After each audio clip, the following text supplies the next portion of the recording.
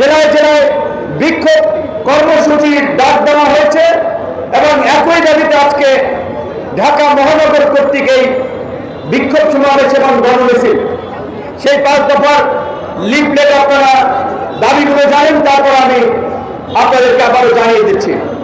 আমাদের 1 নম্বর দাবি হচ্ছে, এই জুলাই গণহত্যায় জড়িত বিদেশের পলাতক মাস্টারমাইন্ড শেখ হাসিনা সহ সকলকে আইনের আওতায় এনে বিচারের মুখোমুখি করা এবং গণহত্যার সাথে জড়িত আওয়ামী লীগ ও তার দোষকদের রাজনীতি নিষিদ্ধ করা।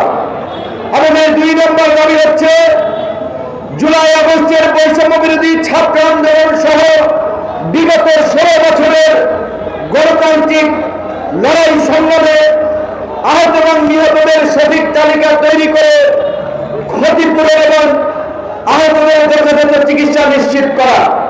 আমাদের 3 নম্বর দাবি হচ্ছে, গণ-অভ্যুত্থানের আকাঙ্ক্ষায় রাষ্ট্র সংস্কার ও নতুন বাংলাদেশ বিনির্মাণে জাতীয় ঐক্যমতের ভিত্তিতে কার্যকর সংস্কার নিশ্চিত করা এবং অনতিবিলম্বে দেশে স্থিতিশীলতা ফিরিয়ে এনে এই গণহত্যার বিচার সহ সামগ্রিক জন আকাঙ্ক্ষা পূরণে আমরা মনে করছি এই উপদেষ্টা পরিষদ ব্যর্থ হচ্ছে। এই উপদেষ্টা পরিষদের পুনর্গঠন। আমাদের 4 নম্বর দাবি হচ্ছে, বিগত 16 বছরে ফাঁসিবাদের আমলে উন্নয়নের নামে দুর্নীতি, লুটপাট, অর্থ পাচার, রাজনৈতিক দুর্নীতির সাথে জড়িত ছিল তারা, তাদের বিচার নিশ্চিত করা এবং তাদের সম্পদ বাজেয়াপ্ত করা। আমাদের 5 নম্বর দাবি হচ্ছে, বিগত 16 বছরে ফ্যাসিস্ট হাসিনার রেজিমে যারা গুম, খুন, বিচার বহির্ভূত হত্যা সহ 2014 এবং 24-এর ভুয়া নির্বাচনের আয়োজনের সাথে জড়িত ছিল, তাদেরকে আইনের আওতায় নিয়ে আসা। আমরা খুব আশ্চর্যভাবে লক্ষ্য করেছি, গণ-অভ্যুত্থান পরবর্তী বিপ্লবী সরকার নিয়ে জনগণের আকাঙ্ক্ষা থাকলেও এই সরকারের মন্থর গতি, এই সরকারের সিদ্ধান্তহীনতা এবং একটা সিন্ডিকেটের সরকার গঠিত হয়ে জন আকাঙ্ক্ষা পূরণে তারা ব্যর্থতার পরিচয় দিচ্ছে, যার ফলে আজকে এই বিপ্লবের 6 মাস পরে ছাত্র কিংবা জনতা কাউকে যাওয়া লাগে এই গণ-অভ্যুত্থানকারীদের আস্তানা গুলিয়ে দিতে, কাউকে রাজপথে নামা লাগে তাদেরকে গ্রেপ্তারের দাবিতে, কাউকে রাজপথে নামা লাগে তাদের নিষিদ্ধের দাবিতে। আমরা তো বন্দুকের মানের সামনে, কামানের সামনে নিজেদের জীবন সঁপে দিয়ে লড়াই সংগ্রাম করে এই সরকার গঠিত করেছি, এই সরকার প্রতিষ্ঠা করেছি। তারপরেও কেন আমাদের এই দুর্বৃত্তদের বিচারের দাবিতে রাজপথে নামা লাগবে, আমাদের কেন মিছিল করা লাগবে? তাই আমরা মনে করি, অনতিবিলম্বে জন আকাঙ্ক্ষার রাষ্ট্র বিনির্মাণে কার্যকর রাষ্ট্র সংস্কারের জন্য গণ-অভ্যুত্থানের প্রকৃত অংশীদারদেরকে নিয়ে উপদেষ্টা পরিষদ পুনর্গঠন করা প্রয়োজন। 6 মাস ধরে স্থানীয় সরকারের জনপ্রতিনিধি নাই। স্থানীয় সরকার কি গুরুত্বপূর্ণ আপনারা জানেন? উপজেলার চেয়ারম্যান, জেলা পরিষদের চেয়ারম্যান, পৌরসভা, সিটি কর্পোরেশনের মেয়রদেরকে অপসারণ করা হয়েছে। 6 মাস এখন পর্যন্ত এই আমি বলবো অবশ্যই অদক্ষ এবং তারা তাদের কাজে ব্যর্থতার পরিচয় দিয়েছেন। এখন পর্যন্ত স্থানীয় সরকার বিষয়ে কোনো সিদ্ধান্ত নিতে পারে নাই। 6 মাসে স্থানীয় সরকার ছাড়া একটা সরকার কিভাবে চলবে, কিভাবে শক্তিশালীভাবে কাজ করবে?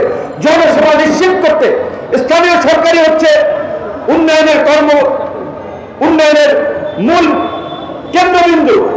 সেখানে এখন পর্যন্ত স্থানীয় সরকার নিয়ে সরকার সিদ্ধান্তে পৌঁছাতে পারে না, একটা অদক্ষ সরকার। তাহলে এই সরকার স্থানীয় এই পৌরসভা, সিটি কর্পোরেশন চলবে কিভাবে? জনগণ সেবা পেতে ভোগান্তি হচ্ছে। আমরা দেখতে পাচ্ছি কোথাও আমলা, কোথাও বিশেষ ব্যক্তি বিবেচনায় বিভিন্ন জায়গায় নিয়োগ দেওয়া হচ্ছে। শুনতেছি উপজেলা পৌরসভায় প্রত্যেক জায়গায় নাকি এরকম বিশিষ্ট ব্যক্তি ক্রাইটেরিয়া নিয়োগ দেওয়া হবে। বিশিষ্ট ব্যক্তি ক্রাইটেরিয়ার নিয়োগটা যে দেবেন, বিশিষ্ট ব্যক্তিটা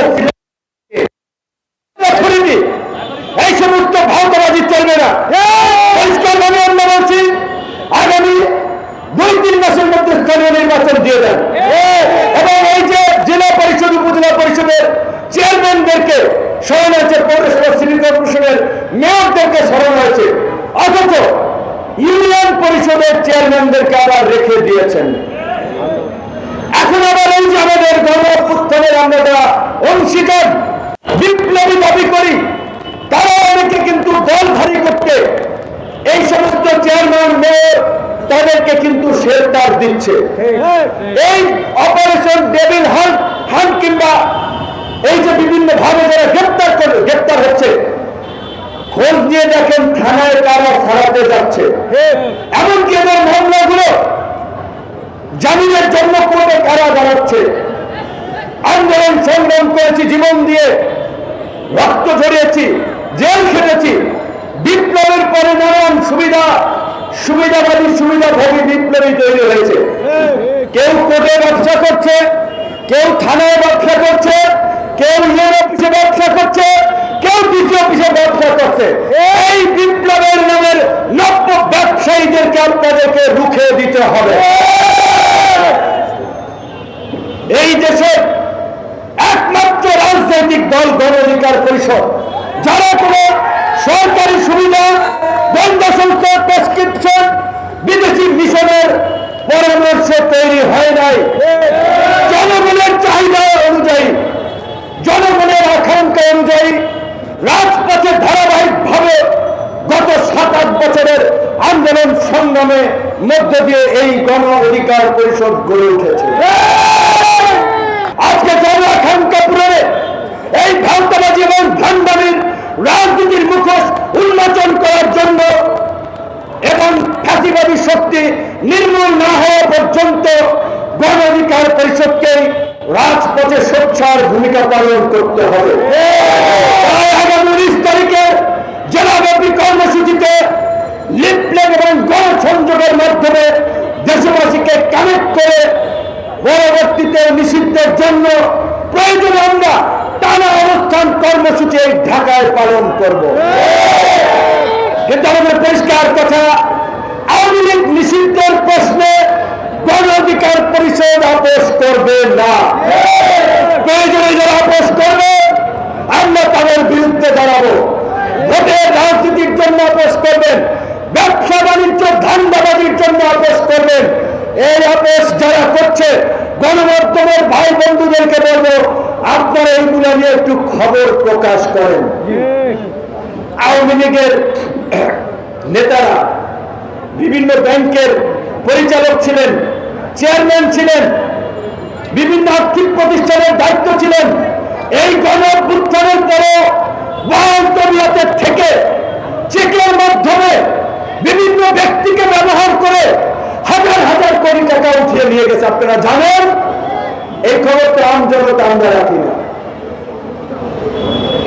টাকা তারা উঠিয়ে নিয়ে গেছেন, অন্যদেরকে কমিশন দিয়েছে। এই কমিশন বিভিন্ন স্তরে ভাগ বাটোয়ারা হয়েছে। কাজেই আওয়ামী লীগকে নিষিদ্ধের নামে কোন আইএসমূলক পদক্ষেপে আমাদের সমর্থন দেওয়া যাবে না।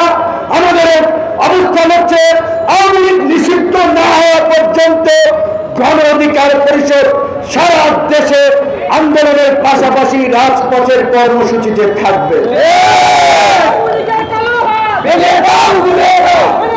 এবং আমরা একটা কথা বারবার মনে করিয়ে দিতে চাই, এই জাতি বড় দুর্ভাগা, এই জাতি বড় অভাগা, এই জাতির কৃষক শ্রমিক মেহনতি মানুষেরা, এই জাতির বীর সন্তানেরা ইতিহাসের দেশের সংকটে বারবার বুক চিতিয়ে লড়াই করেছে, জীবন দিয়েছে, কিন্তু পরিবর্তনের সুফল ভোগ করেছে গুটি কয়েক উঁচু তলার লোকেরা।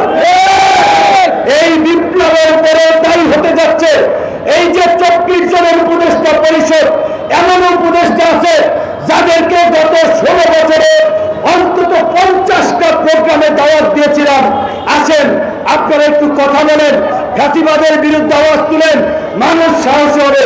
তারা কিন্তু সিস্টেম করে চলেছে, একটা কর্মসূচিতেও আসে না। এমনকি তাদের মধ্যে অনেকে আওয়ামী লীগের ব্যবসায়ী থেকে শুরু করে প্রশাসনে থাকা এই ফ্যাসিবাদের দোষরদেরকে শেল্টার দিচ্ছে। তাই আমরা বলছি, পরিষদ অবশ্যই পুনর্গঠন করতে হবে। নির্বাচন নিয়ে এত অস্থিরতার কিছু নাই বন্ধুগণ। নির্বাচন করবেন, প্রস্তুতি নেন, মাঠে থাকেন, সংগঠন করেন, কিন্তু পৃথিবীর ইতিহাসে স্বাভাবিকভাবেই এরকমের গণ অভ্যুত্থান, গণবিপ্লবের পরে পরাজিত শক্তির অস্তিত্ব বিপ্লবীরা রাখে না। যদি আপনি রাখেন, এরাই আপনার জন্য ভবিষ্যতে কাটা হয়ে দাঁড়াবে, যন্ত্রণায় ভোগাবে। কাজেই আওয়ামী লীগ নিষিদ্ধের জন্য অন্যান্য রাজনৈতিক দলকে আমরা অনুরোধ করবো, আওয়াজ তুলেন। নির্বাচন নিয়ে যত আওয়াজ দেখি, আওয়ামী লীগের বিরুদ্ধে তত আওয়াজ দেখি না। এবং নির্বাচনের আগে অবশ্যই কাঙ্ক্ষিত সংস্কার করতে হবে। শুধুমাত্র একটা নির্বাচনের জন্য, কাউকে ক্ষমতায় বসানোর জন্য, কাউকে এমপি, মন্ত্রী, কাউন্সিলর, মেয়র বানানোর জন্য, কারো অবৈধভাবে টাকা পয়সার মালিক হওয়ার জন্য এই দেশের সাধারণ মানুষ বন্দুকের নড়ের সামনে দাঁড়াইয়া যুদ্ধ করে নাই, জীবন দেয় নাই। সংস্কার করতে হবে। অবশ্যই সেই সংস্কার হবে জাতীয় ঐক্যমতের ভিত্তিতে। আজকে জাতীয় নির্বাচনের মতো একটা বড় কর্মযজ্ঞ করার জন্য এই প্রশাসন কতটুকু ফিট আমরা জানি না। তার জন্য জাতীয় নির্বাচনের আগে স্থানীয় নির্বাচন দিয়ে আমরা প্রশাসনের ফিটনেস পরীক্ষা করতে পারি। আমরা প্রশাসন এবং নির্বাচন কমিশনের নিরপেক্ষতা যাচাই করতে পারব। তাই জাতীয় নির্বাচনের আগে স্থানীয় নির্বাচন দেওয়াটা আমি মনে করি এটা একটা ভালো পদক্ষেপ হতে পারে। একই সাথে আমরা সরকারকে আবার অনুরোধ করব, আপনারাই বলেছেন সংস্কার কমিশনগুলোর প্রতিবেদন দেওয়ার পরে জাতীয় ঐক্যমত প্রতিষ্ঠা করে আপনারা সেগুলো বাস্তবায়ন করবেন। সংস্কার কমিশনগুলোর প্রস্তাব ইতিমধ্যেই প্রধান উপদেষ্টার টেবিলে আগামীকালকে সমস্ত রাজনৈতিক দলকে নিয়ে জাতীয় ঐক্যমতের সংলাপের ডাক দেওয়া হয়েছে। আমি প্রধান উপদেষ্টা সরকারকে বলবো, ওই সংলাপ থেকে আপনারা এই জনআকাঙ্ক্ষার বাংলাদেশ বিনির্মাণে রাষ্ট্র সরকারের জন্য আগামীতে 1 বছর হোক, 6 মাস পরে নির্বাচন হোক, সেই নির্বাচনের পূর্ব পর্যন্ত জাতীয় ঐক্যমতের সরকার প্রতিষ্ঠার ঘোষণা দিন।